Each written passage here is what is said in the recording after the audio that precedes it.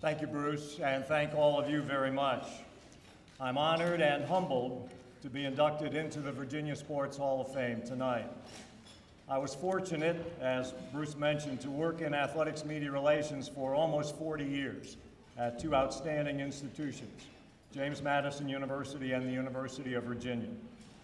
Athletics media relations is a behind-the-scenes profession with one of the primary responsibilities to serve as a liaison between athletics departments and media outlets.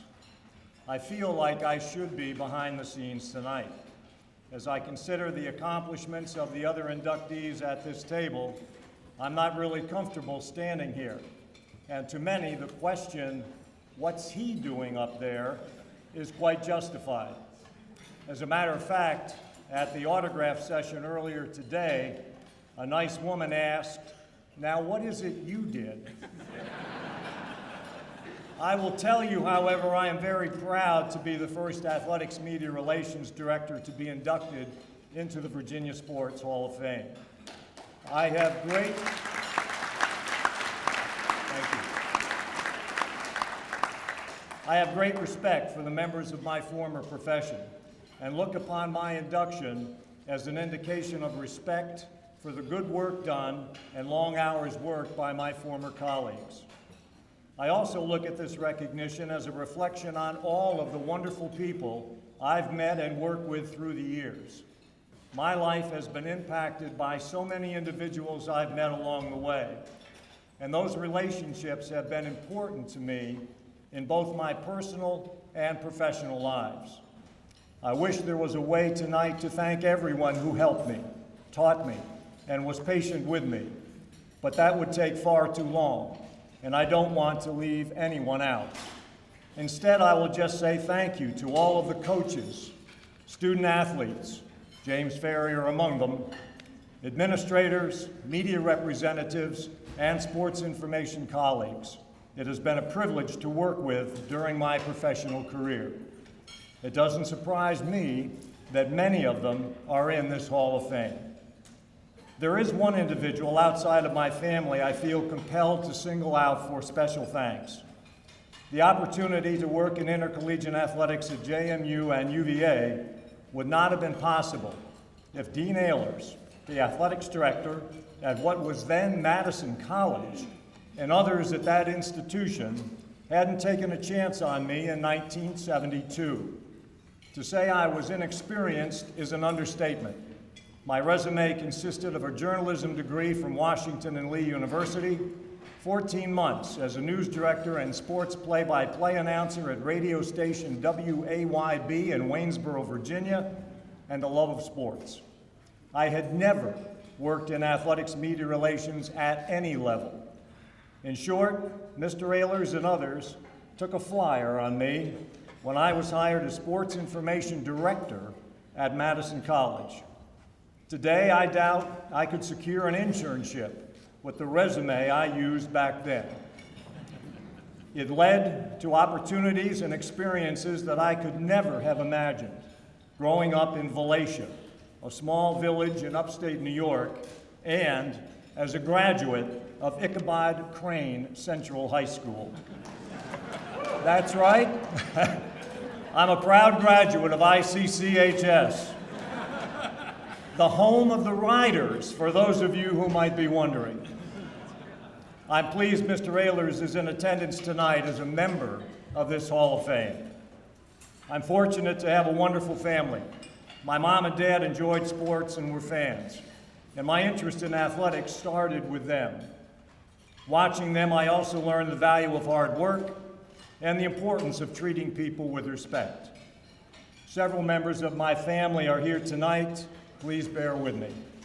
My brother Kevin and his wife Roxanne are here from Cooperstown, New York, with one of their sons, Lucas, who flew in from Boston this morning, and their daughter Denise and her husband Britt Poole. I appreciate them being here and also appreciate Kevin's patience as a younger brother. My brother-in-law, Skip Torgee, and his wife, Mary, and my sister-in-law, Ann Walker, and her husband, Gene, are in attendance. I'm thankful for their acceptance of me into their family many years ago. A dear friend, Ellen Schrum, is here. Ellen, thank you for being part of our family tonight. My wife, Sarah, has said that we are partners and a team. I would agree, but would hasten to add that Sarah has had more than her share of responsibility as part of this team. What a special, patient, and independent woman she is, and how fortunate I am to have her as my wife. I couldn't have done what I did professionally without her understanding. I was away from the family a lot, and Sarah did a wonderful job with our two sons, Patrick and Colin. We are very proud of them. Patrick is a major in the United States Marine Corps, and Colin is a scoring official with the PGA Tour. They are here with their wives, Amy and Kelly, and like me, our sons have married well. I appreciate them all making the effort to be in attendance.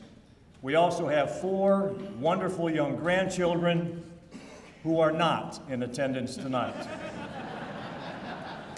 Here, that celebration came from the table where my sons and daughter-in-laws are sitting.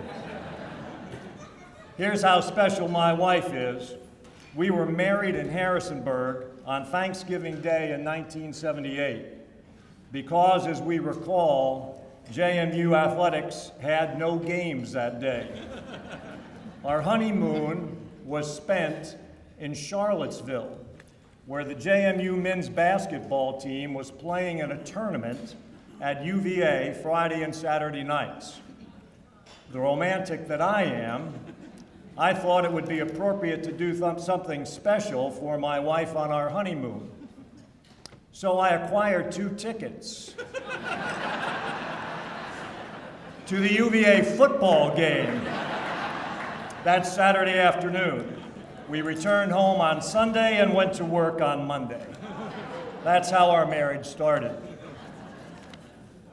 I'm very blessed in my life, especially in regards to my family. Please know I love you all very much. Anyone who works in intercollegiate athletics for any length of time has stories to tell, and I'm no exception. I could tell the story about walking through the opposing team's showers, they were in use at the time, with our men's head basketball coach after a tough road loss, both of us fully clothed in coat and tie.